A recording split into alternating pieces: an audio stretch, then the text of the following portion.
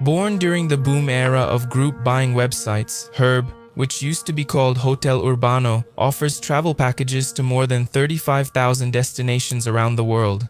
In addition, it has about 500,000 registered users on its platform.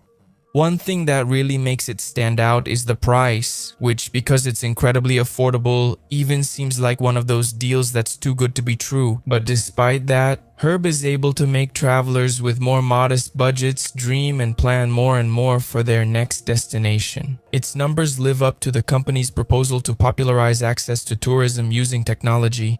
Because in 2022 alone, the startup took more than 650,000 people to travel, and at the moment I'm recording this video, if you go to their website, you can find packages that practically promise to carry you to paradise destinations, with packages, tickets, accommodations, and breakfast included.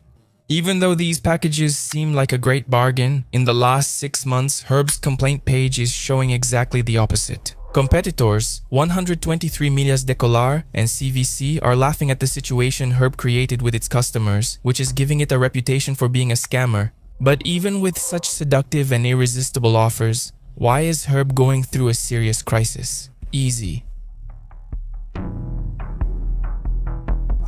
Because you act like a wimp in the group, making a big fuss over nothing. Hey, Jose, what did he win? A line is waiting. He will travel on. He will travel on February 20th and 30th, 2026. He just won a top. We are in 2023 in the era of Internet 3.0. With just a few clicks, we can go to websites like Hurb's and buy the travel package of our dreams. But remember, all this convenience we have today had a beginning. This is Bill Gates in 1995 in an interview trying to explain what the internet was. And what is this thing about? Do you know anything about it? Of course, what the heck is it exactly? It's become a place where people are publishing information so everybody can have their own homepage. Companies are there, the latest information. It's wild what's going on. You can send electronic mail to people. It is the big new thing. In the beginning, nobody understood what the internet was and thought it would be something temporary or even useless. But nowadays, we can pretty much say that we can't live without it anymore. Many people end up forgetting, but the internet is a place where a lot of your data is exposed. Passwords for your apps, your bank, card numbers, your cell phone number, your address, email, and so on. The list goes on, and it doesn't stop there. Browsing the internet safely has never been as important as it is today. With NORD-VPN, you can use the internet without worries and keep your privacy intact. NORD-VPN offers you military-grade security with advanced data encryption to protect your personal information from hackers.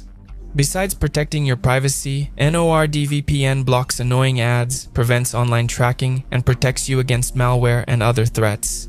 Nord is so confident in the quality of its service that it offers a 30-day money-back guarantee, so don't waste time and try NORD-VPN risk-free. Click on the first link in the description, use my coupon Visionario to get 4 extra months free, and join NORD-VPN today to enjoy a truly protected online experience.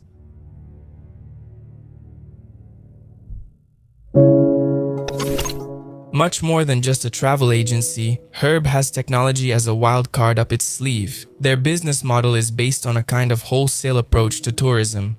The big idea is to sell travel packages for the low season, often 2 or more years in advance, even though the bookings are made well in advance of the departure date. An artificial intelligence will constantly scan for the best prices for Hurb and match the packages that people have already purchased. An important detail is that it is not possible to choose the exact date of the trip. Instead, Hurb gives customers 3 date options when, in theory, the departure will be possible.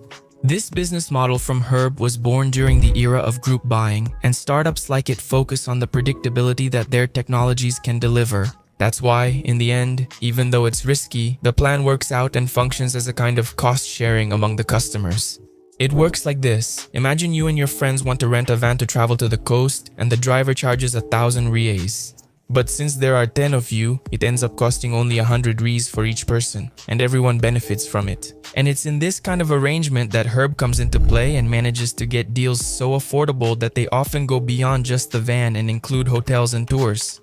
During the low season, hotels and airlines struggle with the lack of travelers, and that's when they know that something is better than nothing. That's why they choose to profit from quantity instead of charging full price and hoping for volume. That's Hurb's specialty. At the time when that health crisis was happening, tourism was extremely shaken.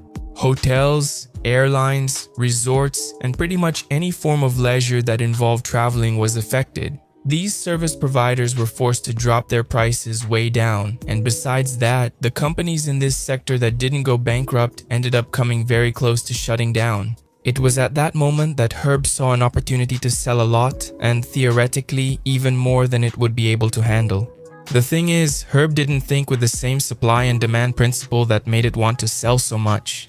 It's true that prices dropped a lot when nobody could travel, but 2023 came and tourism picked up again very quickly.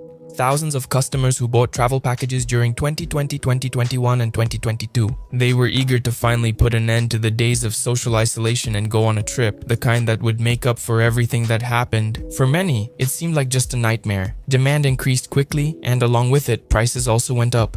With this almost instant recovery, the nightmare had really ended. For companies in the tourism sector, people started traveling in large numbers again, and therefore, there was no longer any reason to lower prices so much.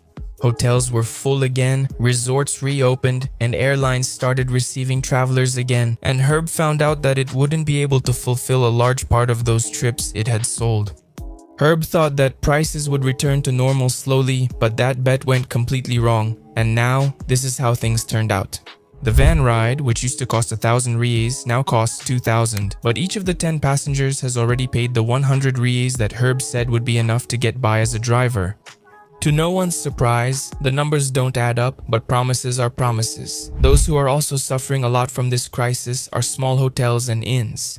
Some even claim that Hurb is delaying payments by 2 months, making the partnership completely unfeasible. But the ones who really end up paying the price are the customers. In 2022, Hurb was considered a good company with a score of 7.3 on Reclaim Acqui. In the last 6 months, the company's score dropped to 5.1, and it already has a little over 35,000 complaints. Not to mention that the percentage of customers who would do business again has practically dropped by half. The complaints involve several unpleasant situations. The main ones are trips that have already been purchased being cancelled without any prior notice, and customers who can't book dates for trips that have already been paid for.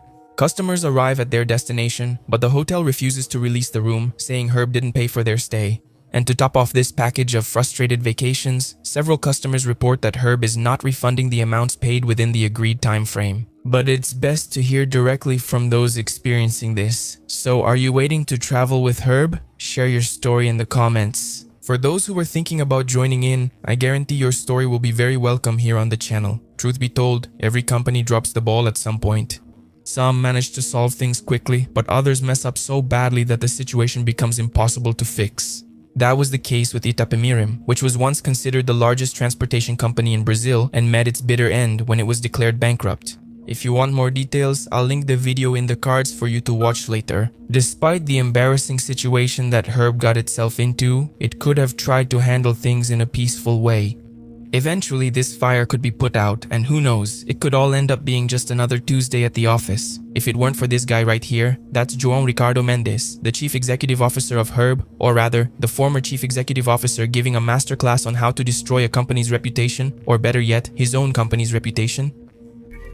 I checked your whole record, man. You're a coward still. A coward, a coward, a coward. So just be satisfied with not traveling. Because damn, man, there's a risk someone might show up at your house today at that crappy house of yours, you know? After these videos, the Chief Executive Officer of Hurb resigned and was replaced by the General Counsel named Otávio Brizan, who has been part of the company's board for about 7 years. In a statement, João Ricardo Mendes said he wasn't in the right state of mind after his mother's recent passing, which is understandable given the stress of the situation. And that, in addition, the criticism he received is a strong reminder that he needs to change as a leader and evolve. Despite this attempt to publicly redeem himself, Hurb is not a one-man company, and the courts are well aware of that. In addition to opening an investigation against the company due to the growing number of complaints, Senecon gave Hurb a 48-hour deadline to prove that it had the resources to honor the travel packages it sold. This measure requires the company to clarify its financial situation and also imposes a fine of $50,000 per day if Hurb fails to comply with Senecon's summons. According to Senecon, the evidence gathered suggests that Hurb initiated an aggressive capitalization process throughout the pandemic, without worrying about gathering effective conditions or financial backing to fulfill its contractual obligations. Ibrasi also stepped in, filing a class action lawsuit against Hurb. Ibrasi's lawsuit requests the freezing of the company's account so that it can honor the payment of compensations, as well as compensation for individual and collective moral damages. However, Hurb challenged Ibrasi, claiming that the lawsuit would be subject to elis pendens, which is when two identical lawsuits are underway at the same time. There are rumors that Hurb owes an amount of about 100 million reais to hotels, airlines, and other suppliers. Recently, she hired a consulting firm to help deal with the financial structure, which is a mess. This included taking care of the legal proceedings and honoring debts with suppliers and customers. For now, Hurb denies the possibility of filing for bankruptcy protection. It also claims to have about 960 million in receivables and that it is already negotiating with banks to advance this money. Around the time when the Silicon Valley Bank issue happened and Americanas defaulted on 63 billion, the banks stepped in. I innocently was slow to act because I didn't care about Americanas or Silicon Valley Bank. Overnight, we were concentrating a lot on just one bank, and that bank froze our receivables. So you take almost 900 million reais at the time, I don't know how much exactly, and it was frozen. Anyway, that's a huge turnaround for a company that saw its revenue grow an incredible 450% in 2014. And it was even called the darling of the Tiger Global Fund, the same one that has invested in other big tech companies. Hurb is a noble proposal. After all, it's not every day that a company enters the market with a business model that, in order to work, needs to be democratic. However, not everyone travels just for tourism. In this internal crisis, Hurb ruined some honeymoons, family gatherings, and a series of other important events in many people's lives.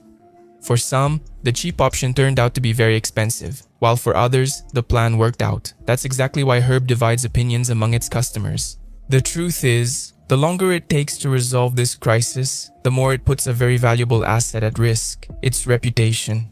Travelers with more modest budgets are now feeling uncertain about Hurb, and many of those who have already paid see three distressing possibilities ahead: waiting, requesting a refund, or suing the company. But after all, what do you think about all this? Even though Hurb's business model manages to get lower prices, should this kind of blind, uncovered sale be illegal? Leave your opinion here in the comments.